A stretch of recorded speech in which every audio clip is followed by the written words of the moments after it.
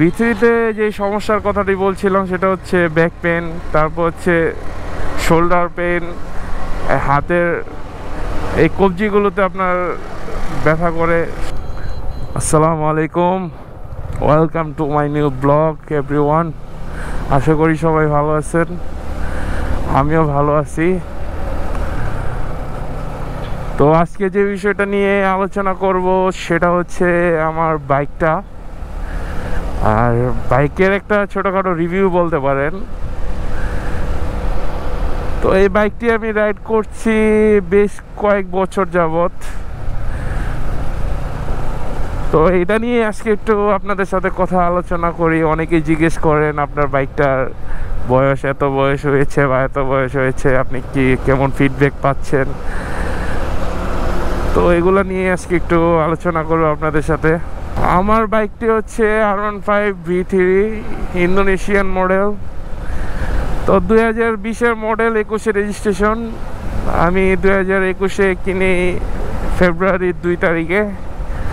তো আমি রেজিস্ট্রেশন করি মিরপুর BRTA থেকে। এখন হচ্ছে 2025, 21, 22, 23, 24, 25,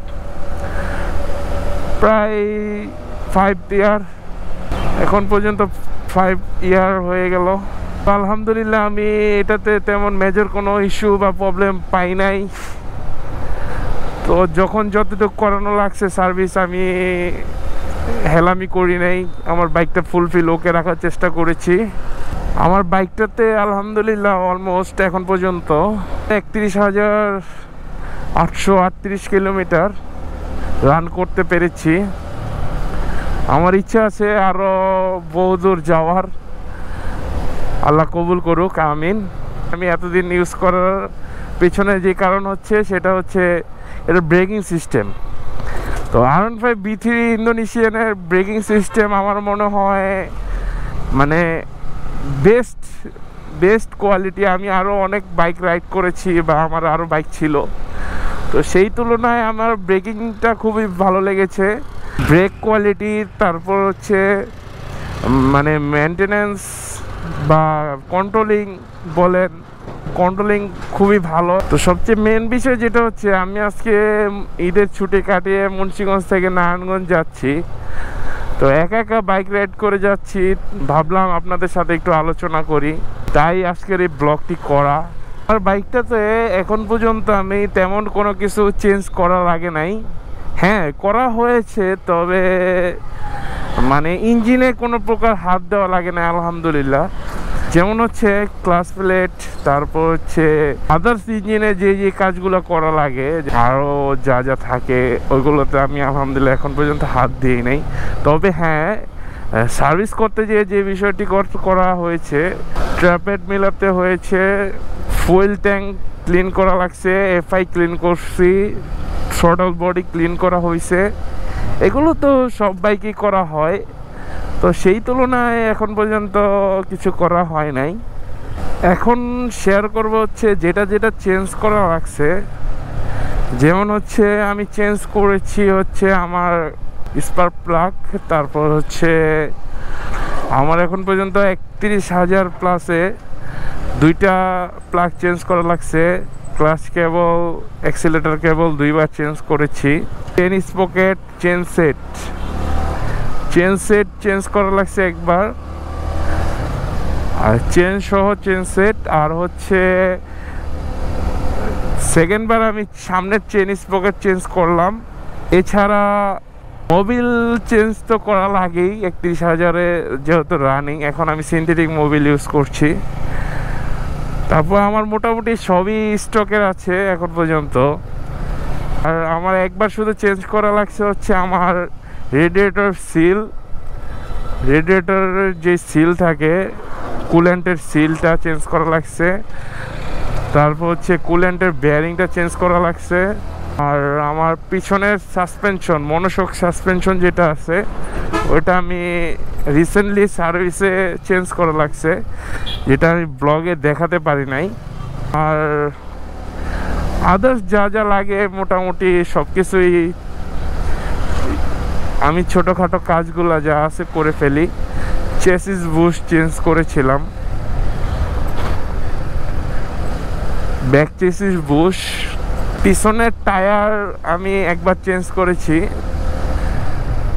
পিছনের টায়ার চেঞ্জ করেছি, বাট সামনের টায়ারটা চেঞ্জ করার সময় হয়ে গেছে। আমার বাইকটি হচ্ছে R15 V3 Indonesian blue black, পেপারসে আসছে ব্লু কালার। তো আমি এটাতে একটু স্টিকার করে নিছি, আপনারা আমার ভিডিওগুলোতে ফলো করলে হয়তো দেখতে পারবেন, ক্যাপ্টেন আমেরিকা।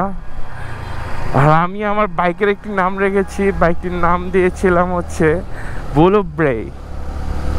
ব্লুবেরি, মানে নীল জাম। যাই হোক, যে ব্যাপারটা আরও শেয়ার করা বাকি ছিল সেটা হচ্ছে আমি R15 V3 রাইড করছি, এটাতে প্রবলেম হচ্ছে, হ্যাঁ প্রবলেম হবে, টুকটাক হচ্ছে, কিন্তু আমি আলহামদুলিল্লাহ এটা দিয়ে আমি সাজেক, কক্সবাজার, কুয়াকাটা, বান্দরবন, খাগড়াছড়ি, রাঙামাটি, নেত্রকোনা, জামালপুর, আদার্স আরও অনেক জেলা ঘোরা হয়েছে।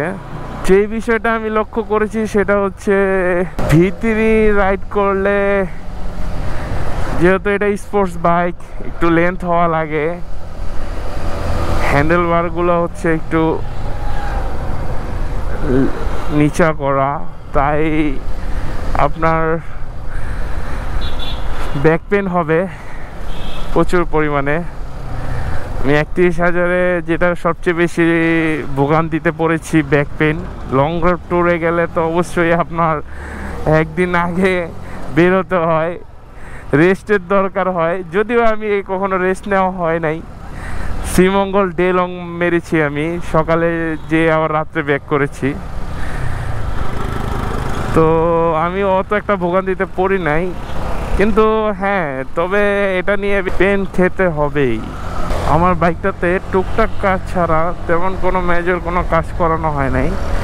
আর হ্যাঁ, মাস্টার সার্ভিস তো দেওয়া হয়েছে, আমি অনেকবারই মাস্টার সার্ভিস দিয়েছি 31,000-এ। তো আলহামদুলিল্লাহ এখন পর্যন্ত ফুলফিল।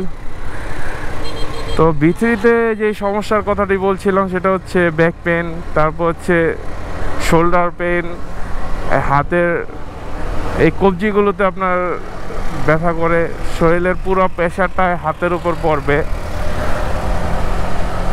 এছাড়া আর কিছু ইস্যু দেখছি না।